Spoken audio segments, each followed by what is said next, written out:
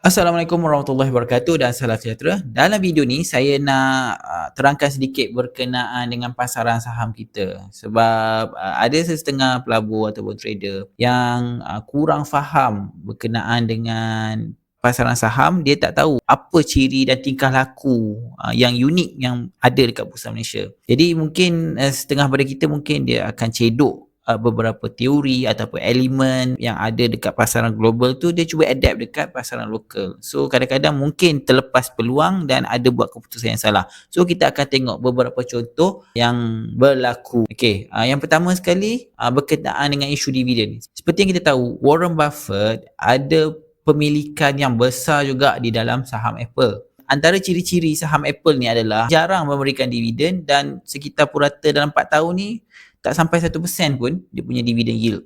Jadi ada pelabur yang sangka ataupun dia terjemahkan apa yang Warren Buffett buat ni adalah syarikat besar akan bagi dividen yang rendah. So maksudnya ni maksudnya dia anggap syarikat besar akan gunakan duit tu untuk development lagi, expand lagi bisnes kan. Jadi hasilnya dia akan bagi dividen rendah sebab nak reinvest lagi dalam syarikat tersebut. Tapi secara realitinya pelabur dekat Bursa Malaysia ni nampak ada syarikat yang profit banyak, besar, tapi dividen tak bagi ataupun kurang bagi dividen, kena chop, management ni gerekut. So baik simpan duit tu dekat SB ataupun tabung haji ataupun fixed deposit je. So dengan simply dia buat sangkaan Warren Buffett invest dekat Apple, so dia akan gunakan teori yang macam tu, dia apply dekat saham Malaysia. So bila dia buat sangkaan macam tu, akhirnya dia akan terperangkap dengan teori yang salah lah. Kita tengok contoh Dash Lady, saham market cap besar dan antara syarikat yang mahal juga dekat Bursa Malaysia. Tapi kita tengok dividen yield dia 1.8%. Syarikat besar tapi dividen rendah, dan tengok saham dia jatuh. Dia tak macam saham Apple. Saham Apple bagi dividen rendah tapi saham dia naik. So nampak tak, kita tak boleh simply apply konsep dekat market global tu apply dekat Bursa Malaysia. Saya tak kata teori salah, tapi cara pemahaman penggunaan teori tu kena kaji dan kena selidik balik. Sebagai contoh saham Nestle, kita tengok harga saham tetap menjunam walaupun syarikat ni besar, syarikat ni market cap dia mahal dan harga saham pun mahal. Dividend yield tetap bagi 1.87 dan harga saham tak naik. Kita tak boleh simply apply apa yang ada dekat global, kita apply dekat Bursa Malaysia. Sebab tu saya kata pasaran saham Bursa Malaysia ni dia unik dan dia tak boleh simply apply daripada teori global apply dekat Bursa Malaysia. So lagi satu masalah bila pelabur gunakan PE secara global standard. Okey, sebelum tu saya nak terangkanlah bagi siapa yang tak tahu lagi PE. PE tu apa? Okey, PE adalah satu cara kita nak mengukur berapa mahal ataupun murah sesuatu saham berbanding keuntungan syarikat. Ia adalah satu nisbah kewangan. Penting jugalah dalam analisis saham sebab dia mudah kita nak check. Senang je cara formula dia.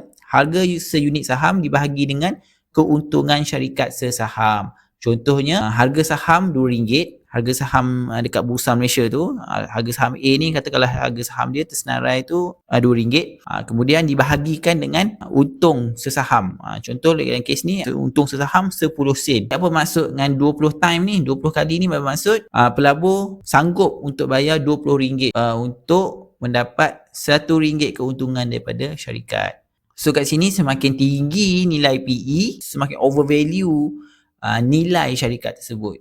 Cara penggunaan PE ratio mengikut standard biasa. Maksud saya kalau kita refer kepada website ataupun buku-buku kewangan, buku-buku financial, ekonomi pelaburan yang kita baca ataupun YouTube channel berkaitan dengan pelaburan dekat luar sana, kebanyakannya akan kata 20 hingga 25 ataupun ada yang kata kalau kita refer kepada Investopedia ni dia akan kata 15. PE 15 ataupun 20 hingga 25 ni above di atas range ni adalah overvalue. Bawah range ni consider sebagai undervalue. Maksudnya kita kena beli saham yang PE di bawah range ni. Di bawah range ada yang kata 15, bawah 15, ada yang kata bawah 20 hingga 25. So kita ambil 25 lah. Bawah 25 undervalue, above 25 overvalue. Tapi kalau kita apply standard ni dekat Bursa Malaysia, boleh ke tak boleh? Kita tengok macam Sunway Berhad. PE dia berapa? PE dia 31. Kalau ikutkan above 25 dia dah overvalue dah. Okay, macam VTROC. VTROC 76 PE ratio, 76 kali. Ini dah memang double overvalue. Gamuda 34 overvalue. Dah overvalue dah. Jadi kalau kita gunakan standard biasa, kita cedok teori tadi ni ke dalam Bursa Malaysia, nampak macam Sunway, VTROC, Gamuda ni dah tak boleh pergi dah. Macam dah overvalue dah. Sedangkan apa yang berlaku adalah kita boleh tengok saham-saham masih lagi tengah duk naik. Macam Gamuda, Sunway, sebabkan ada berkaitan dengan AI apa semua kan. So kita boleh tengok, anda boleh tengok chart Gamuda, Sunway, Suncon, semua tengah naik. Dalam konteks pasaran Malaysia, PE tinggi ni kena check balik sebab apa. Kat Bursa Malaysia, kita tak boleh simply buat perbandingan macam tu. Okay, kita tak boleh buat above 25 dah overvalue, bawah 25 dah undervalue. Tak boleh. Sebab apa? Pasaran Malaysia ni, pasaran dia kecil and kecairan tu tinggi, dan pelabur tempatan yang dominan, kita lah yang akan tentukan harga tu. Dan kalau kita rasa macam harga dia boleh naik, dia akan naik. Dia tak ada nak kira macam PE berapa tak. Dia akan, kalau dia nak naik, dia naik. Tambah pula kalau ada sentimen yang kuat, macam ada sentimen mega trend, ada catalyst macam AI, semiconductor, ataupun ada berkaitan dengan isu-isu yang ikut trend global, dan saham tu pula ada kaitan dengan trend global, PE dia memang akan double, triple daripada standard. Dan setengah kes, memang itu je syarikat yang ada dekat Bursa Malaysia dan tak ada banyak pilihan pun. So, kita terpaksa bayar mahal untuk dapatkan saham yang berkualiti. Dan kalau PE tinggi ni diterima oleh pelabur tempatan, teori global memang tak terpakai. Sebagai contoh, kita tengok Inari, UWC, MPI, Greatech. Kalau kena dengan tema pasaran dia, PE dia memang akan 30-50 kali ganda. Kalau kita nak compare dengan syarikat teknologi global macam Taiwan Semiconductor, Samsung, PE dia memang 15 ke 25 je. So conclusionnya, kita kena faham kenapa PE tu tinggi. Adakah kerana growth atau monopoli, ataupun ada margin tinggi, ataupun ada track record yang bagus, ada news. Dan jangan bandingkan PE ratio Malaysia dengan global. Sebab pasaran ni dinamik dia berbeza. Kita punya market Malaysia ni unik sikit.